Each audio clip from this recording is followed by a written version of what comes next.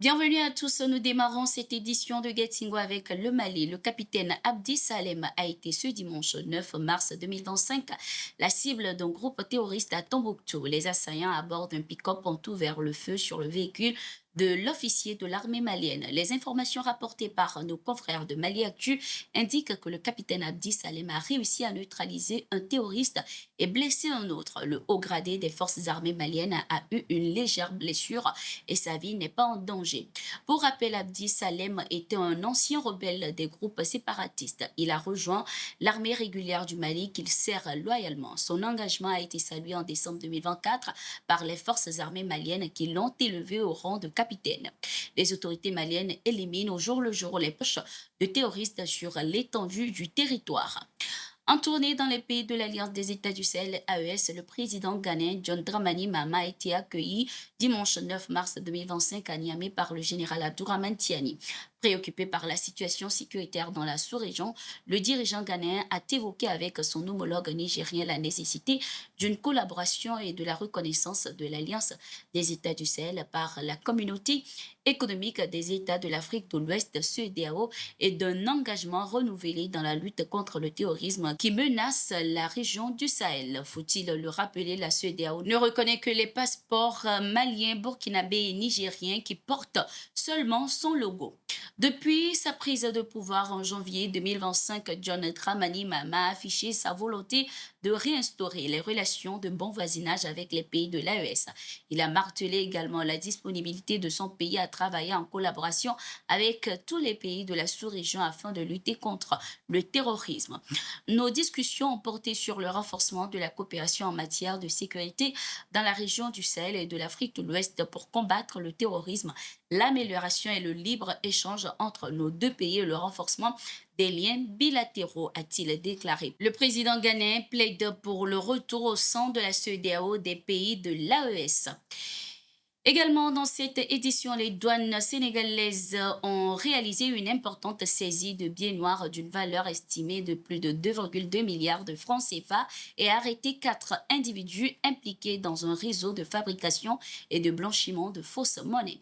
L'opération menée dans le cadre de la lutte contre le faux monnayage a été annoncée ce dimanche par la Direction générale des douanes. Selon le communiqué, les agents ont mis la main sur des coupures frauduleuses équivalent à environ 3,7 millions de dollars américains. Tout a commencé le 28 février 2025, lorsqu'un renseignement a conduit les autorités à surveiller les activités suspectes dans la périphérie de Dakar. Les subdivisions douanières de Dakar extérieur et de Louga se sont alors mobilisées pour démanteler ce réseau criminel. La première arrestation a eu lieu à Mbao où un suspect a été appréhendé en possession de 4 300 billets noirs représentant plus de 282 millions de francs CFA.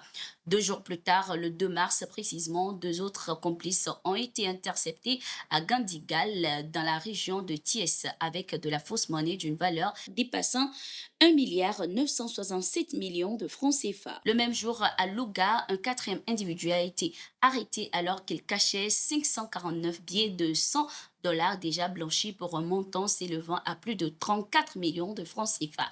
Les suspects ont été placés à la disposition du parquet financier et une enquête est en cours. La Direction générale des douanes réaffirme son engagement à lutter contre les crimes économiques et financiers, notamment la production et la circulation de fausses monnaies. Cette saisie témoigne des efforts constants des autorités pour neutraliser les réseaux criminels mettant en péril l'économie nationale.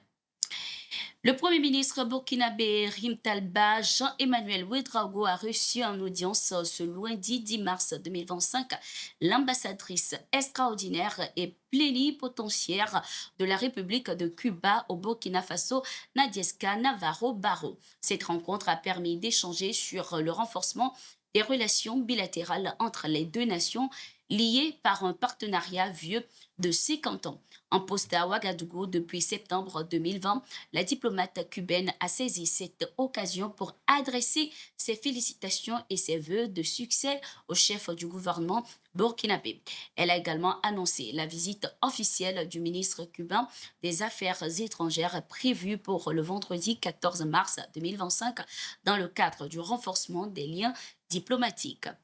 Depuis l'établissement de leurs relations le 11 décembre 1975, le Burkina Faso et Cuba entretiennent une coopération dynamique, notamment dans les secteurs de la santé, de l'éducation et de l'agriculture.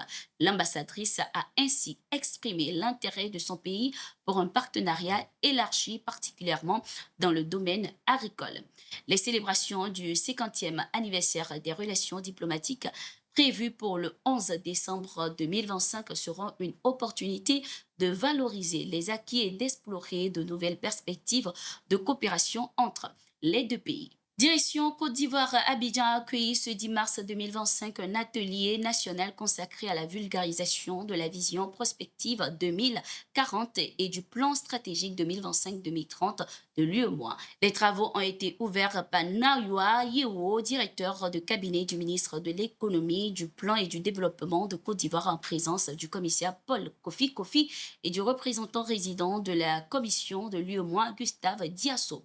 Cet atelier vise à offrir aux acteurs nationaux une meilleure appropriation des nouveaux référentiels stratégiques de l'Union qui ambitionnent d'accélérer la transformation structurelle des économies de la zone. Plusieurs représentations et échanges sont prévus tout au long des travaux qui réunissent des représentants du gouvernement, du secteur privé, de la société civile et des partenaires techniques et financiers. Après la Côte d'Ivoire, le processus de vulgarisation se poursuivra au Mali avec un atelier prévu à Bamako les 13 et 14 mars 2025. Merci d'être resté avec nous. C'était tout pour cette édition. Nous sommes en continu.